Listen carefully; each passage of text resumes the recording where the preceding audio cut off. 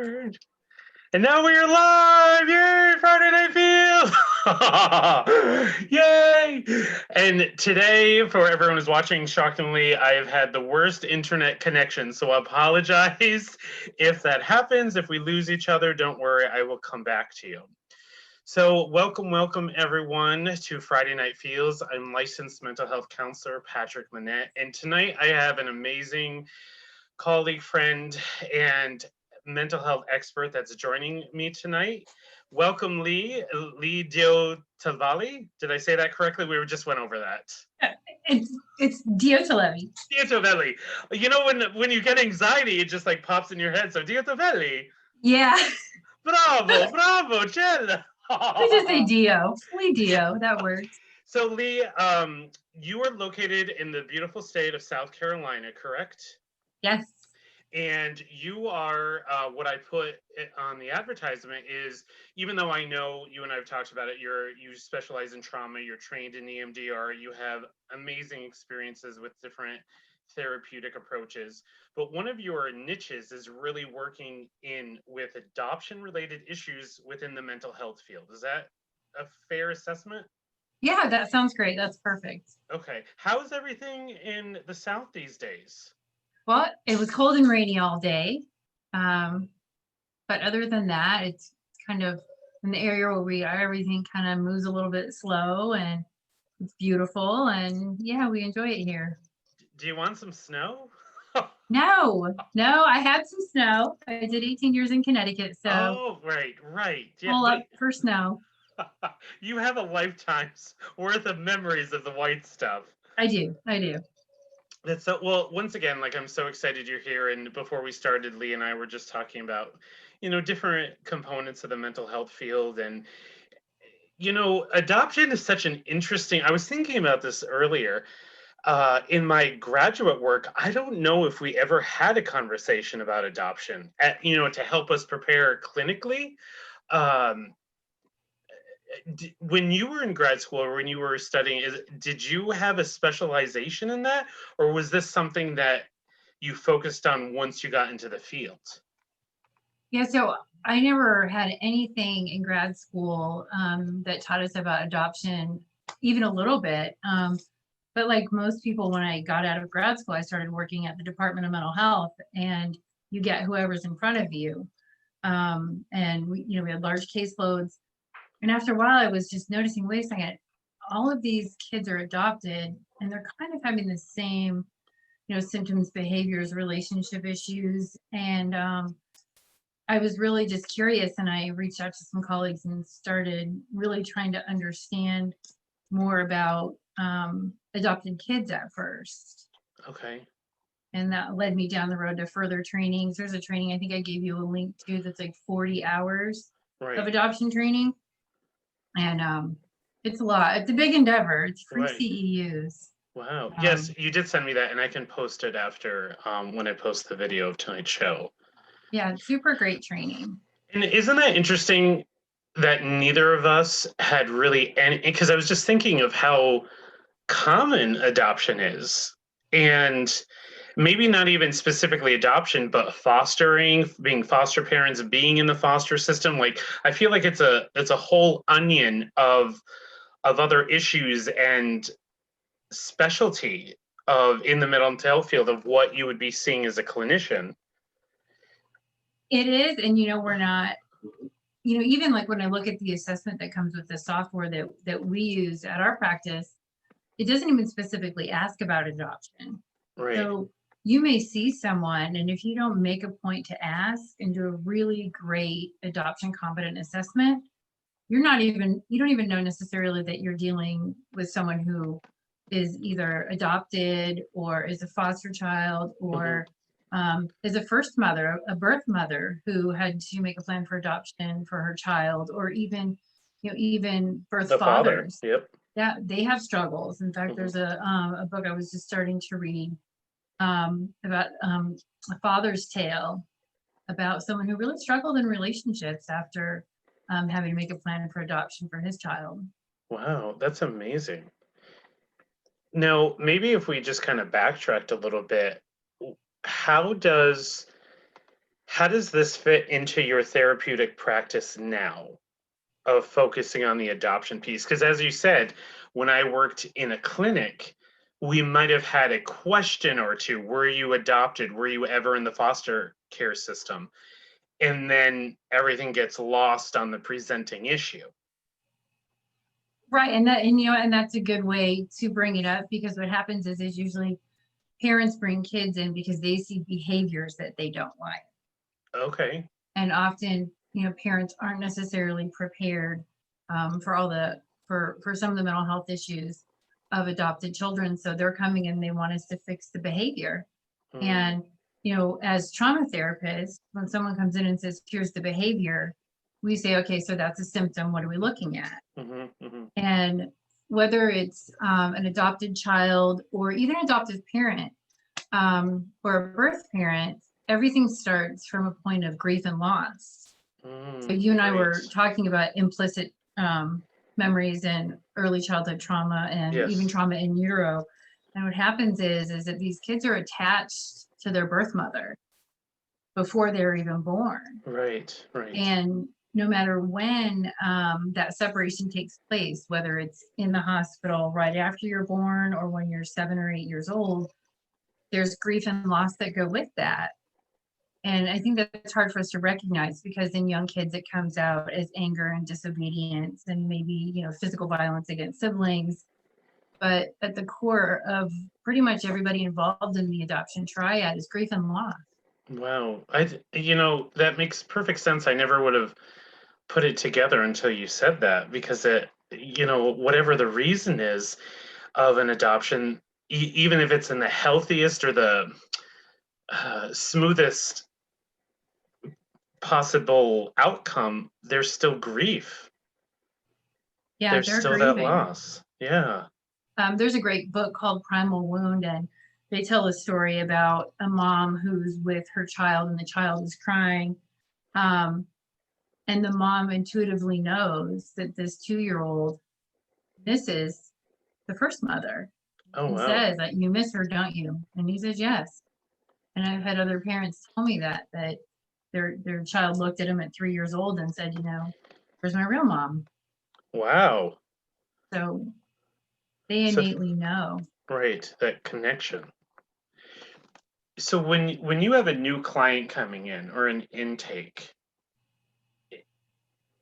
how do you know which path to go with that discussion? If their lives have been affected by foster care or the adoptions process.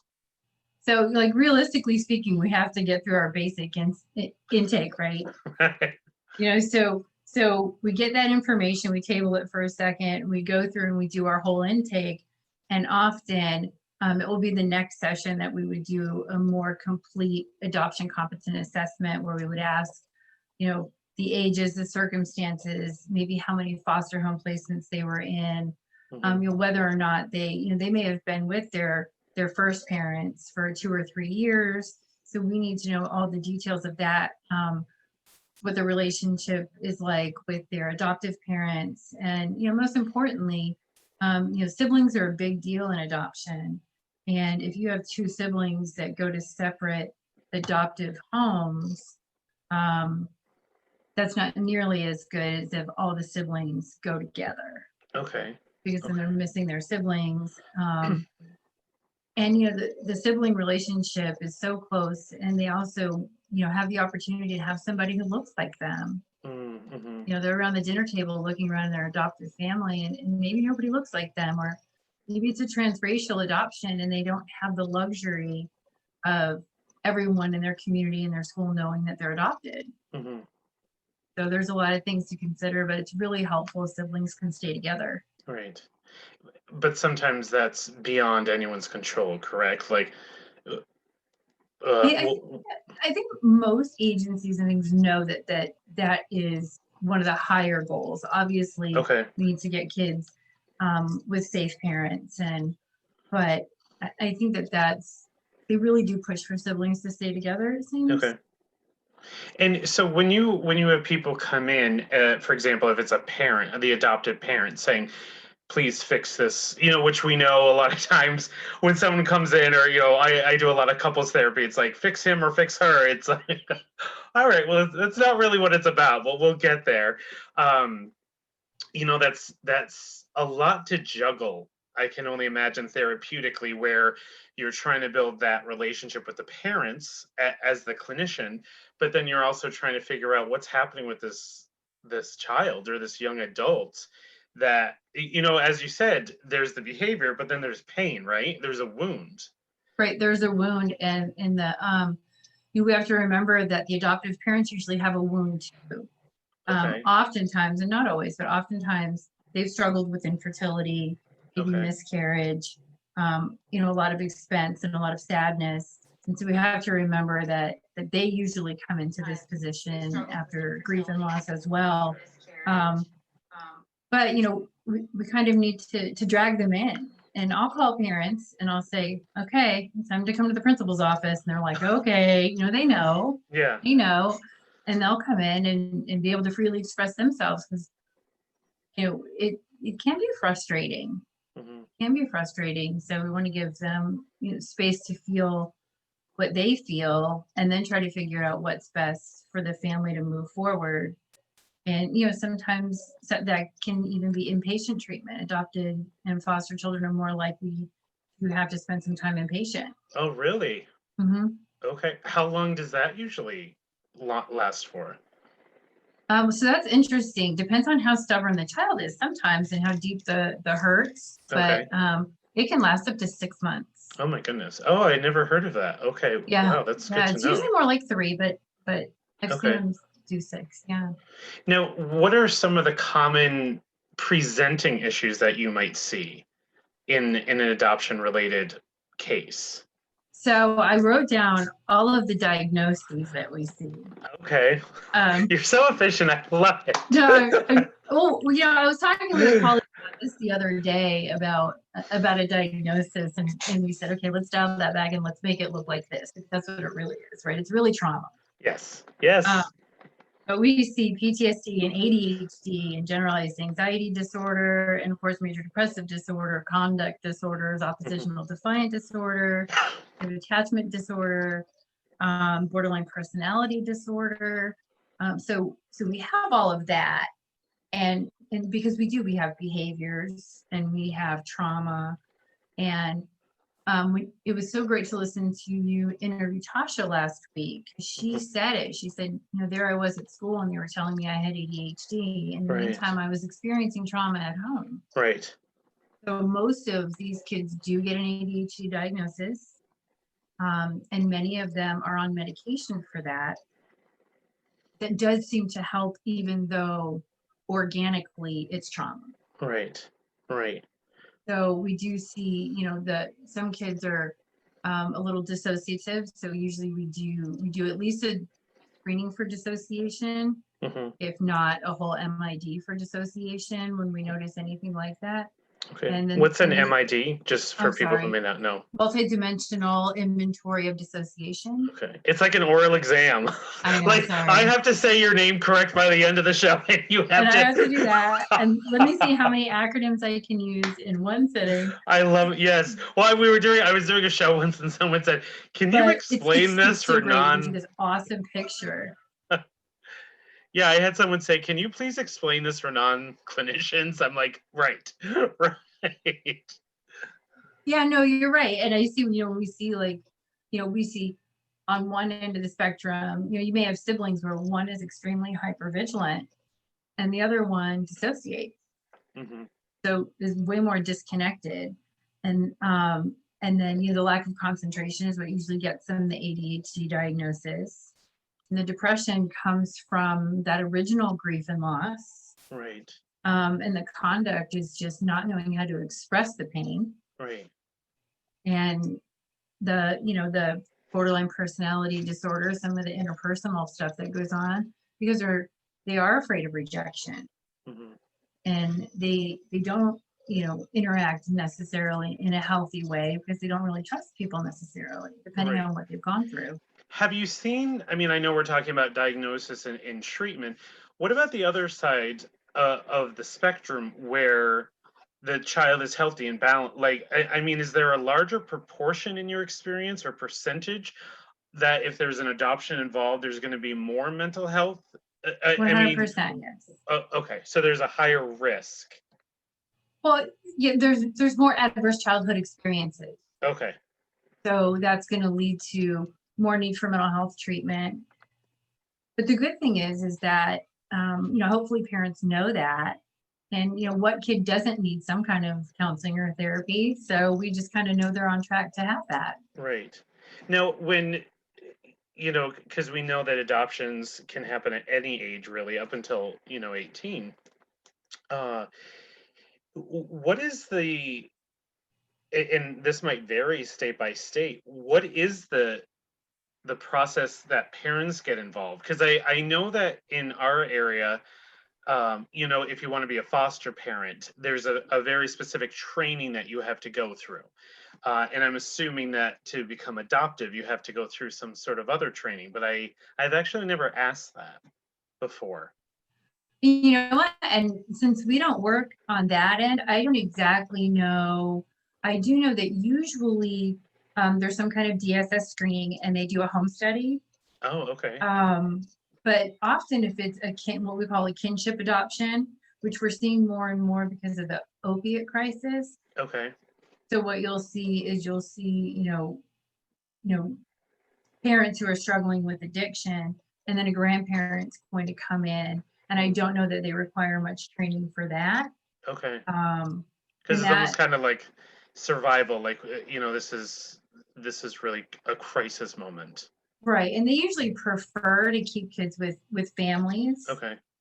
And then that creates sometimes, its own problem where the loyalty is from the grandparents and they lose their role as grandparents because now they're having to be parents. Right. So they can't really spoil a kid or the No. child, that they, not all spoil, but enjoy that, because then the responsibility of raising a child is on their shoulders, which even though there's incredible love in those cases, that's got to be hard to see, because how would you not have some sort of resentment even to the situation as a grandparent? No, absolutely. As a person who is about a year away from being an empty nester, Yeah. I mean, you can see where an infant might mess with the plans, right? yeah, So we would all have to adjust, right. and parents and grandparents do, but it is more difficult. They're a little bit older. They don't necessarily have the energy, and now they have a child who is their parent. So it is a little bit dicey. Right. As I was getting ready for tonight, I was just sort of thinking about different situations in my own life of people I've known who were adopted or have been in foster care. And it was funny, you forget about things, but I remember I had a classmate of mine who, she and her three siblings were all adopted. And it was interesting because everybody knew about it. Like, it was out in the open, everyone knew, the family made it well known, and everyone was supported. But then I see situations where the adopted parents don't tell the kids that they're adopted, for a plethora of reasons, and the destruction that can cause. What do you have a preference of, or is there a preferred process of how to share your child that they're adopted? Yeah, absolutely. I think we always want to go with age appropriate honesty. Okay. And even, I've even had adopted kids say, everyone has a right to their story. Right. It's their story. And, historically, laws have always protected the birth parent. Okay. And so now, what we try to do, sometimes the birth parents have passed away. There's a time when it's okay to tell that. But the thing is to not sit kids down and have that one discussion that says you're adopted. This needs to be something that we openly discuss, and that we know there's going to be questions. And just because the child doesn't bring it up, the parent needs to say, hey, why don't we talk about, and see how they're feeling, check in as they get older, things change. Maybe someone at school said something negative about an adopted peer, or so it really needs to be an ongoing conversation. Right. And the truth that they can handle. You know, if your biological parent is incarcerated, you know, you may not find that out at 4, Mm-hmm. but you may find out a light version of that at 8 or 9, Mm-hmm. and then more details later. Right. So I like that age appropriate conversations. So, yeah, I think yeah, and you know, it's their story, and it's not anyone's job to protect any of the grown-ups when we need to make sure that the kid gets what they need. And so Mm-hmm. if we keep it child-centered, I think we usually make really good decisions. Have you seen in your experience the reasoning why parents wouldn't tell the adopted child? Is it out of fear? Well, I absolutely believe it's out of fear. They, you know, I guess they maybe think that the child's loyalty will then go elsewhere. Okay. Sometimes they think it's not healthy for the child to find out, but you know, kids innately know. So it's interesting. Like I'm doing this year-long training on adoption. It's like 8 hours a month, and Wow. they play these videos of these people who found out they were adopted when they were 30, and It's they got to just feel just so blow their betrayed. minds. Yeah. Well, I And also you know, to think. be honest, like as a parent, Sorry, go ahead. I think, you know, as a parent, I just think that sometimes the adoptive parents feel threatened by the existence of the birth parent. Like they may show up at the door or harm the child, or they're kind of ever present Right. in everybody's mind. And it's interesting because like in the 90s, you know, when Lifetime movies were so intense, you know, like, you know, it was kind of like put into, it's like, oh my gosh, the birth parents are always these evil villains. And I love what you just said of the children have a right to know. And I think it goes back to any parenting of you teach them right and wrong, you teach them healthy and unhealthy. And I think, you know, I've seen it where adults who I've worked with who have been adopted, you know, they have enough love for everyone. Oh yeah. And you know, like I can love you all. Like I don't have to choose. No, no, and you certainly don't have need it to be chosen for you, Right. who you know and who you don't. And these days, you know, with the internet and Facebook and Well, the DN, ancestry, yes, I was just gonna say that all those tests you're gonna I've find seen out. one of those work out like so great. Really? Like so great. Yes, like so great.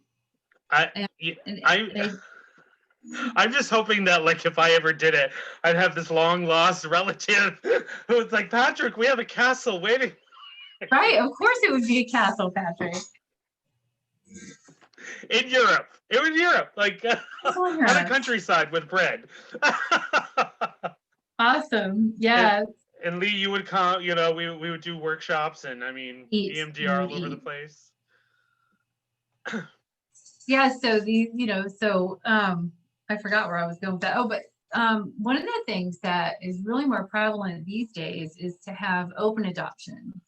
Okay, can you tell me a little bit difference between those different, you know, closed and open So adoptions? there's closed adoptions, which is when the child doesn't have any contact with the birth parents or the birth family, where they're adopted, and the door is kind of closed. Okay. And then there's semi-open, where the adoptive parents may communicate with the biological parents, send pictures once a year and an update. Okay. So there's that. And then there's open adoption, which is super brave for adoptive parents, super brave. And then what happens is they have kind of like scheduled time with the child, visitation, as long as it's safe and the child's allowed to spend time with their biological parent, but their day in, day out parent and the decision making is the adoptive parents. Okay. Now, all of that is decided by the judge in family court, or are there contributing factors from other parties? So it depends on what kind of adoption. Like one of the ladies in our group runs her own adoption agency. So that's Wow. kind of, I believe it's finalized by the court, Okay. but those things are set up. And she was saying that even, sometimes when you have parents that are struggling, birth parents that are struggling with addiction, that doesn't even necessarily shut the door. Okay. It puts a pause on things. And once Mhm. they get into a certain amount of recovery, they can reconnect, because ultimately those children, no matter what, long for that biological parent, Right. Right. whether A- they admit it or not. And then at age 18, everything changes, right? At age 18, they say start the search, or show up at the doorstep because they've been searching since they were 14. Right? Oh, wow. Okay. So, we try to look at how do we prepare kids for that. Right. And that takes a while, because the closer they get to 18, the more some of that trauma is coming back, and Mhm. the more anxiety they're feeling. And then you have this, anything that's pending is nerve-wracking, whether it's pending awesome or, pending death. It's still the same situation where you're kind of in limbo and Right. wondering how that parent is going to receive you. Right. So in a perfect world, we get to jump in there and do some sessions with the biological parent prior to the meeting. Oh, wow. Okay. So that could be an option. Mhm. Wow. That's amazing. Super excited about that. I bet. So if had the platform to be able to educate, a population about one or two components of this discussion, like what would you share, or what would you want people to better understand about the adoption process, or or mental health related issues? Just that it's trauma. You have to have a really solid trauma therapy, Okay. and it's a moving target. There's something new each week, Okay. new and different. And I think that if you've ever looked at, have you ever looked at developmental trauma disorder? Are you quizzing me now? No, I'm I'm just sorry. kidding. I'm just kidding. I I thought just, you were getting me back after the MIT. I'm no, like, no, oh crap. no, it's not even like a thing, right? They're Can I trying to Google it make without that. her knowing? No, they're trying to get that in the DSM-6 Oh, because it okay. didn't pass the Okay. DSM-5, and it has every symptom that encompasses all those diagnoses we talked about. So Right. the thing is just to realize that they're grieving, they're traumatized, and they're hurting, and they Right. have this connection, this heart connection with this person, and they don't know where they are, what they look like. So they're in a constant state of kind of yearning and wonder And loss, like you said, grieving of. if they haven't shoved it down. Right. Because some folks can really shove that down, and Hmm. then EMDR will bring that up. Right. Right. And be able to treat it, hopefully, or at least help manage it better. Absolutely, Yeah. absolutely. And as you're speaking, I can I've spoken to different populations before about trauma. Especially, I'm just thinking this one presentation where I was in. I was so honored to be asked to speak to like a school setting. So I had the administrators, I had the teachers, I had the nursing staff, I had everyone in the school system there, and I can just think of how important it would be for them to hear this message of, you might have a student, you might have a neighbor, you might, as a doctor, you might have a patient, um, where this is an important piece of that child's story, whether it's whether they're doing well and they're adjusted and there's healthy, or whether there's some struggling there. I think that's a piece that most people may not even consider. No, and I don't even think as mental health professionals, if we haven't been taught to look for it. I remember just saying, why am I seeing all of this? Right. And then Right. looking at it through the lens of attachment and saying, Mhm. okay, this is what's going on here. And it's funny, I just had the conversation today about attachment theory. And if you're listening or watching to this and you've never, researched it, it's a fascinating theory about, our connection to our primary caregivers. And I remember in grad school, my experience was not good because, there are all these different types of attachment. The golden one is a secure attachment. And most of us were like, well, we're not sure. And then the idea was, well, if you don't have a secure attachment, you're pretty much screwed for the rest of your, that was like what we walked away with. And as young clinicians, right, not knowing, but now, just like any injury, it may not go away, but you can definitely heal and adapt, but you have to acknowledge the injury is there. Right. And not all adopted kids are ready to do that early on. And then we see sometimes where they're anxious to have their own children, because that's really the only way to get that particular attachment. Right. And do you see, I'm just kind of going to jump to something else that popped into my head. I guess I'll backtrack, because I remember I was talking to a professor many years ago who was open that he and his wife had adopted their 2 daughters. And when he spoke about his family, he spoke about his family like it wasn't, these are my daughters, I'm proud of them, it was just like anyone. And I remember the time where he told us that someone had said, oh, well, too bad, or they're not your real daughters. And even hearing the story took my breath away, because you just hear this man so proud of his family and loving his kids, and then someone to say, oh, that's not your real daughter. Right. And kids hear that, kids, especially, right. Like I said, if they're transcultural, transracial adoption, then it's clear to everybody that it's in all likelihood you're not biologically related. Right. And, there are kids who get adopted a little bit older, they get a new name and they get to school and they can't pronounce it. Wow. And so, yeah, when you get a new last name, sometimes it's a little bit difficult. And there's so many, everything's new, and right. and the parents are different, and so it's a lot to adjust to. And it's not like, the old theory was, well, you should be grateful that someone is taking care of you. Yes. And it's like, no, say, you're a child of God and you deserve to be taken care of. Right. Preach. Yes. It's not like you need to be grateful. That's what we all deserve. Right. Right. So, and forgetting that they're children.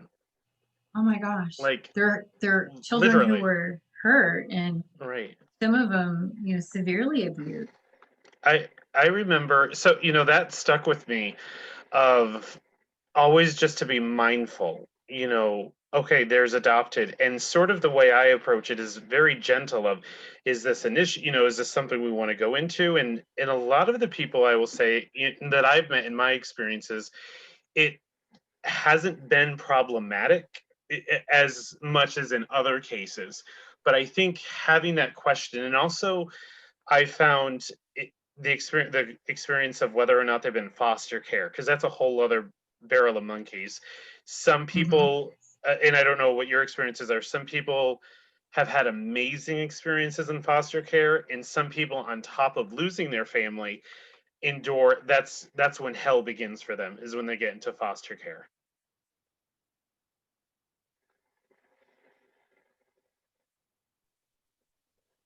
Experience, it can be really rough because placements don't last, or they're separated from siblings, because usually there's some type of emergency placement and then another placement, and then they may or may not be adopted. And sometimes there's a lot of children that come and go, so they kind of make a friend, and then maybe they stay with the foster family, but then that other foster child goes back to their biological parents. So there's no consistency.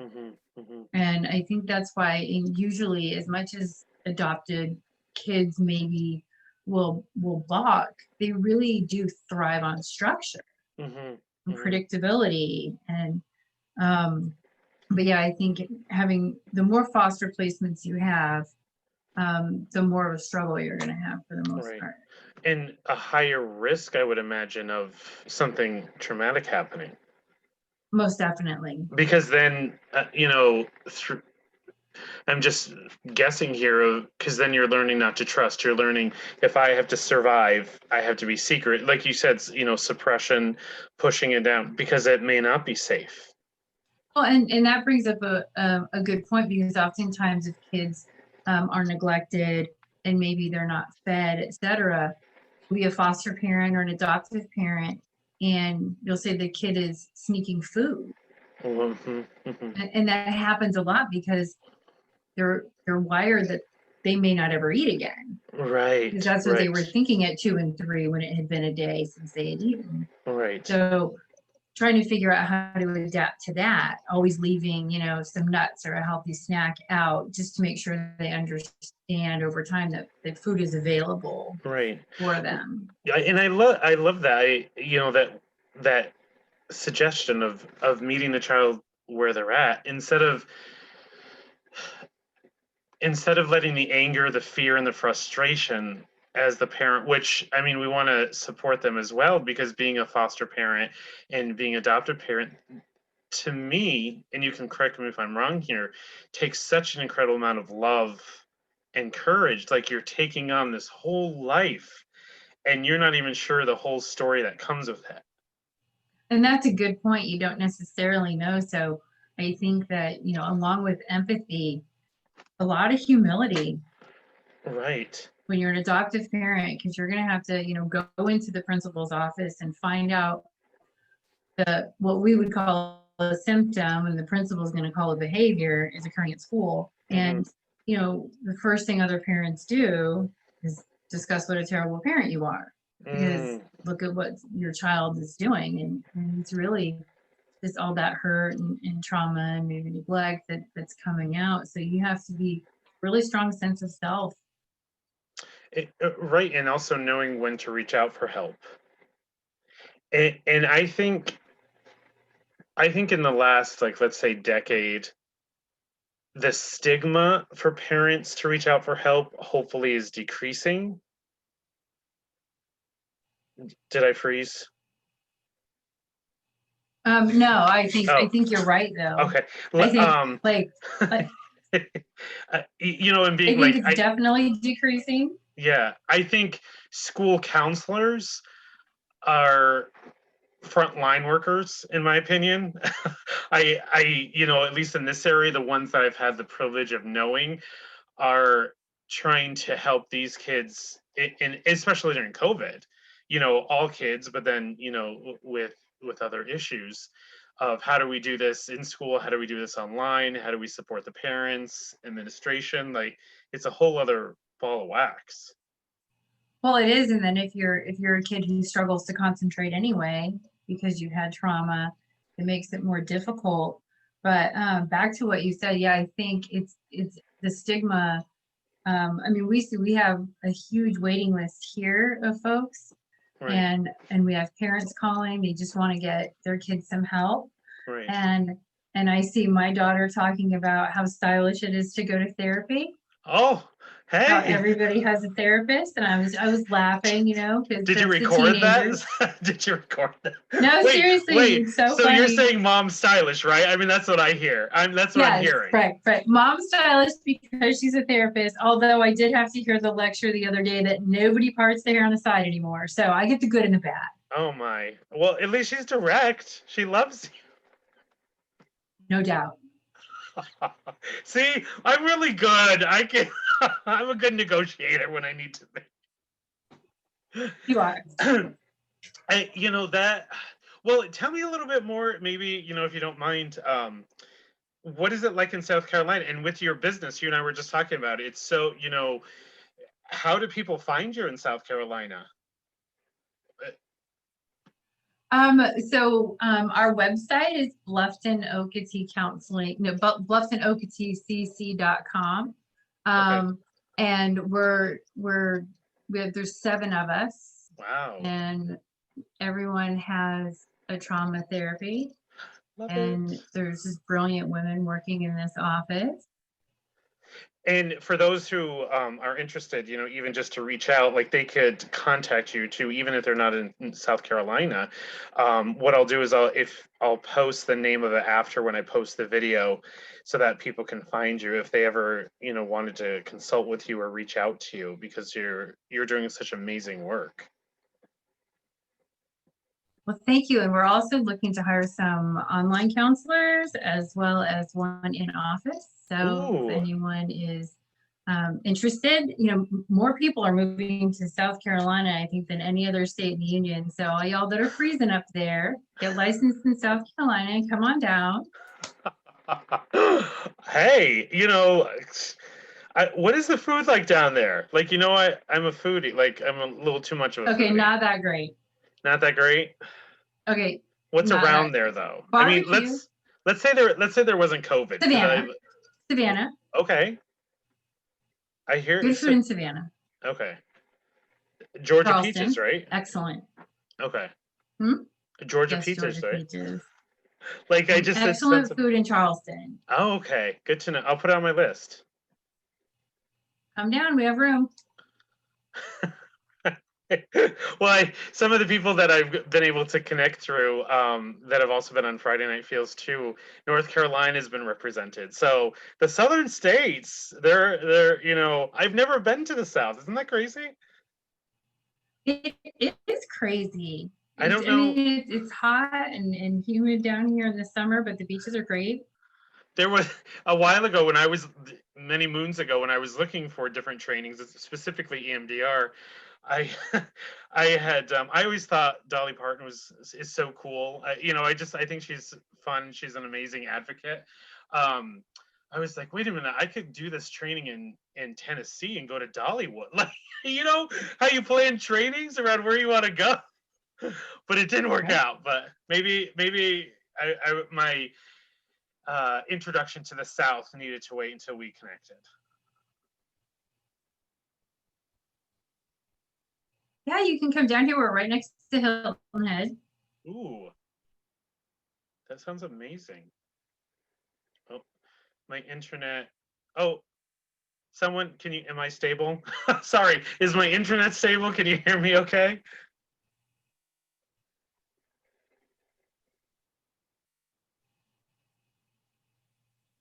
Whoops. You're freezing up on me a bit. Is it any better? I don't know what to do. Like, I move around as if it does something.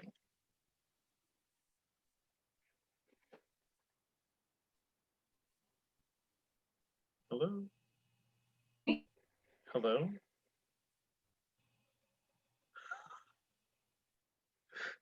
Is it better? Now it is.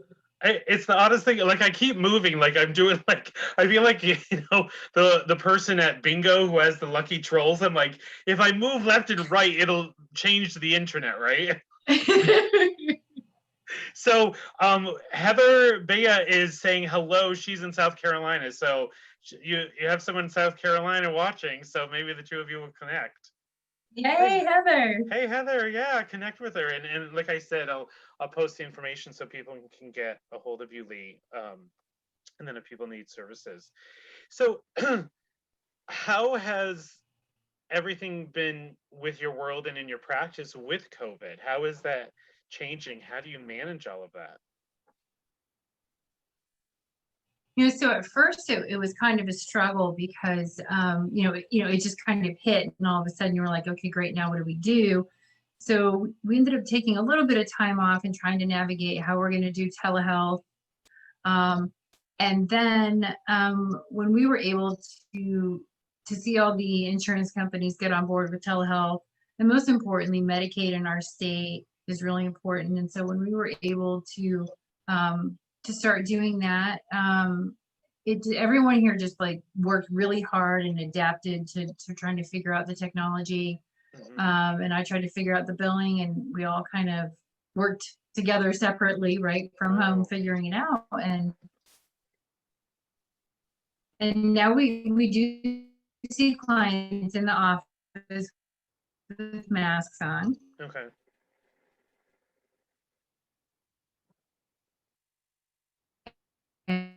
And we do a lot of stuff, and you were kind of like fell off this and sudden we were getting a lot of calls. I think people really stressed out being in the house with their family and not being able to go to work. When you can't go to work, you don't really have kind of part of your identity, and families are really struggling. Yeah. And I found that people were struggling and they wanted therapy. We have a large retirement community here too, so that was I'm sorry, can you say that one more time? I froze. um, so I think I was saying that we have a large retirement community here too, struggling as well. So it was really nice to be able to help them also. Oh, wow, that's amazing. I found in some cases people, and I've talked to colleagues in this area, they finding that for some people they wanted mental health services, but with the shutdown, they didn't have anywhere to go where they could even talk in private. And that's a great point. Right, and I think what I find is people are being more creative and more supportive of one another and family members of, I'm going to go in the garage, this is mom's time, this is dad's time, this is kids time, it's safe, we're secure, we're going to go in the car. Here in the winter we have limitations where people can go, but I think that there's more of accepting in a lot of cases, at least with my people. It was, I think the way you just said it encompassed it perfectly. For me, when this happened, I think we were just in shock when the original shutdown happened. And for most of the people I know in therapy as practitioners, none of us were really doing anything with telehealth. It wasn't, it just didn't exist. So to transition for myself, my practice, my business online, like I'm still putting the pieces together, and you've been able to do it with yourself and your staff, and I just think that's so amazing and commendable. I think that's awesome. Yeah, everyone just did a great job kind of on their own, and then I struggled with trying to figure out how to bill it all, and still do sometimes, but I think I laugh because I've seen a lot of people go to therapy from their car. Yes. It's nice and private. Yes. We do have a lot of that. Yep. And I have to say, I think. I remember at first when we. Go ahead, sorry. Oh, no, I think at first when we were trying to figure out, and the insurance and everything, we were like, okay, so what if they pulled up in their car and we sat in our car and then we could see them and then we would call them, and we were like just trying to come up with like, how the heck are we gonna help all these people when we're hamstrung? But it all ended up working out. Right. And I feel in New York, I mean, whatever the opinion is of not getting into politics, but I feel for the first time mental health was put in the spotlight in a positive way, of having people with political power saying, everyone needs therapy, like, let's support the therapist, can we get frontline people? There was a lot of movement there, and I think that helps battle the stigma, because this is happening to all of us. Right. And I think, being in a red state, and I'm originally from California and then lived in Connecticut. So, blue and bluer, but living in a red state, I was really happy that our governor chose to allow us to see Medicaid clients via telehealth. And I didn't know that was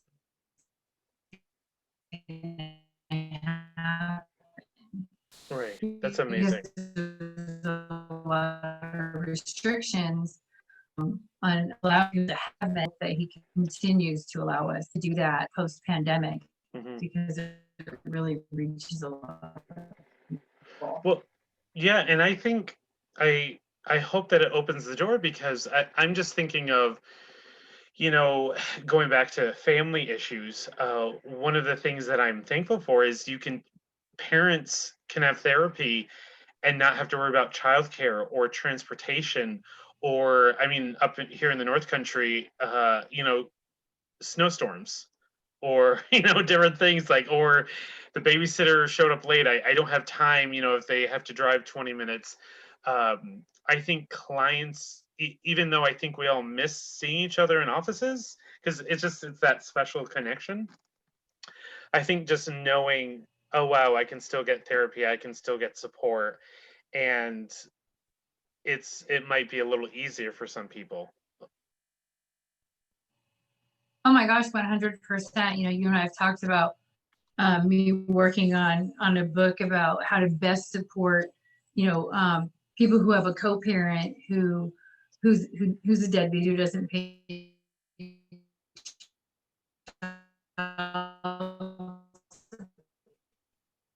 and how the answer is, well, you need to do that. And Right, being able to sit at home on your phone while your child takes a nap, or these days does their homework, right, you can get the support that you need, for less money and less time, right.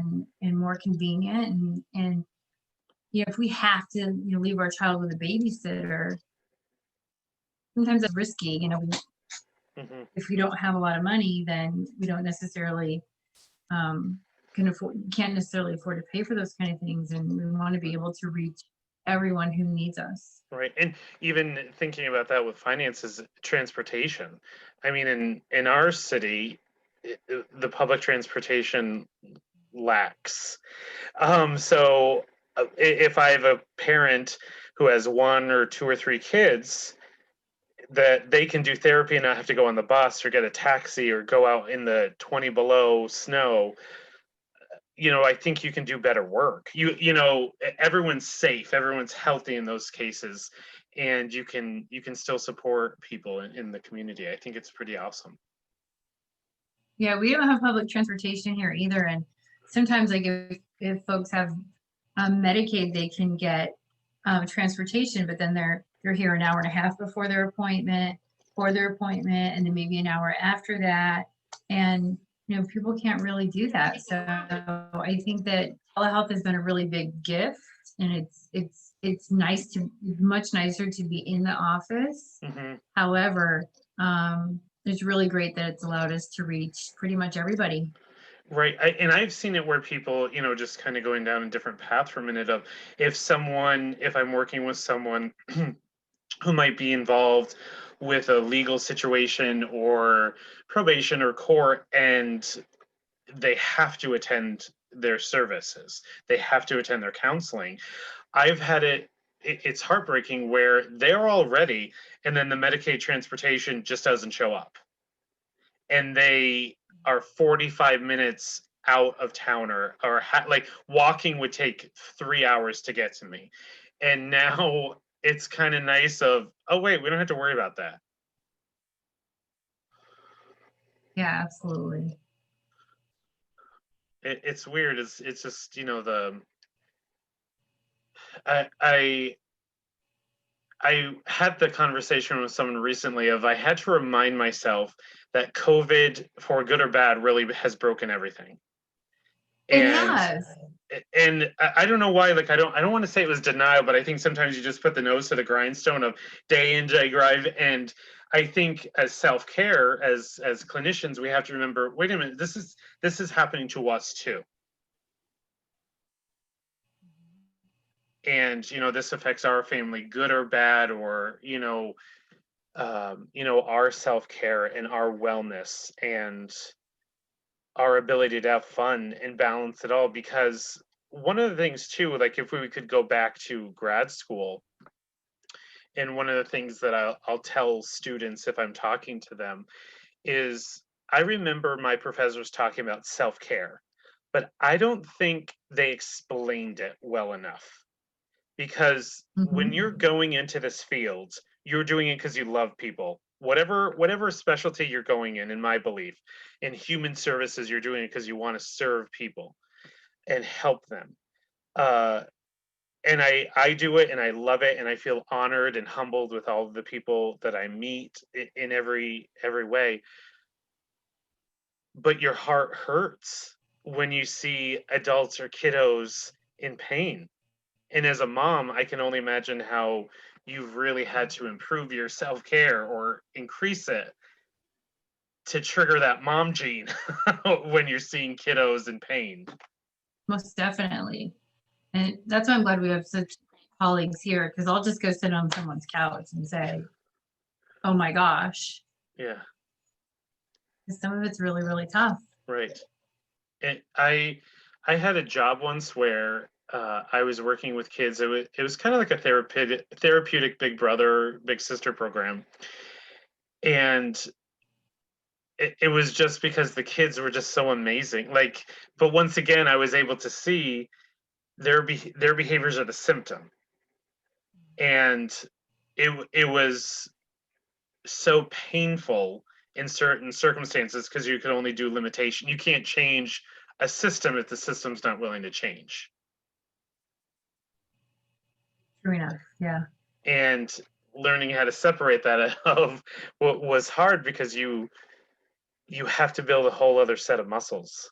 And so when I see people that specialize with kids and teenagers, I just have the utmost respect because it's tough. It's tough, but we're lucky because we can balance it out, right? So we also have adults and we have seniors, and I mean, teenagers are great. There's so much there. Yeah. And it's funny because I mean, And sorry, go ahead. no, I was just thinking that, like, when we talk about telehealth and we talk about teenagers, you get so much more out of a teenager laying on their bed telling you the story. Like, it's fantastic. It's better than them in the office with a mask and a parent in the hallway. Yes. I have to say, I specialize more in adults, as you know, but with the teenagers I've had, or even like kids of adult parents, they're like, you want to see the pet, or you want to see the plant, or you want to see our room. And it's this incredible pride that they get to show us, this special part of their life that we never would get to see. I've met more It's kind of amazing. like a legal boundary violation. We won't go there, Lee. We won't go there. It's all good. But it's so cool because I think it helps their mental health. And I think it also helps us of that humanity of, hey, we're all going through this. Like, how can I just best help you? How can I help, support you in any way? And we're all in this together.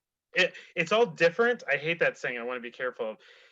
What is that saying? It's like we're not in the same boat, we're in the same storm. Right. For Like, sure. we all have different things, but knowing that COVID's affecting all of us, and just how can we be there for each other? Yeah, and I think we're seeing more and more of that in the last few weeks. So I'm really liking that people are getting more hopeful. Right. So is there anything else before we wind down tonight that you would like us to know, or anything you're working on, or any bits of wisdom, or any techniques or tips that we can help spread relating to mental health, adoption, trauma? Well, I would just say that it's something new each day, and just to be really flexible and to understand that they're not necessarily that client you see once a week for an hour. They might be twice a week. They might be twice a week in a call from mom, and then a session with a parent. And so it requires a lot of flexibility because it's just a really complex situation. So and you see them for years. I've adopted clients for years because when I met them, they were at a different developmental stage than they are today. Right. So you really are really invested, I think. Right. And the other piece too that I want, you and I have had these conversations of, in addition to what you're saying, is knowing when to reach out for support for yourself, but also for the client when you need, do you need the pediatrician or the PCP? Do you need psychiatry? Do you need medical, do you need legal guidance on these situations? Because you and I've had conversations where, I've just walked away knowing so much more about the legal component of these situations. So you're always learning, and you're always reaching out to colleagues in different ways. Right, and we need them. We need them, and and they work with us really well around here in this area, so that's really great. That's awesome. So yeah, they're important. Well, Leigh, I am so thankful that you were able to come and join me on Friday Night Feels tonight. I hope it wasn't too painful. I'm sorry for any of the internet interruptions. I'll blame the snow. Whatever. I'm in outer space, Leigh. Can you hear me now? In outer space. Thank you so much, Patrick. It's always good to spend time with you. You too, and I hope you come back sometime on Friday Night Feels. It's, you're welcome home now. Thank you. And for anyone else, just a reminder, if you're, well, actually now just a reminder that on February, sorry, geez Louise, end of the week brain, January 31st from 12 to 4 Eastern Standard Time. We are doing the Beat the Winter Blues Wellness and Craft Fair online, and you can go to the website. You can go to my Facebook or my website, patrickmonette.com. You can also go to the website, which is Booth, BOOTH Central. And if you go to that website, you can log in from anywhere. It's free to meet our vendors. I'm going to be doing live interviews. I have vendors coming from all over the different states to join. Just, have some fun, beat the winter blues, and, support small businesses. So I hope I can see you there. And I hope everyone has a beautiful weekend and stay safe out there. And Leigh, I hope you have a great weekend. You too, Patrick. Thanks.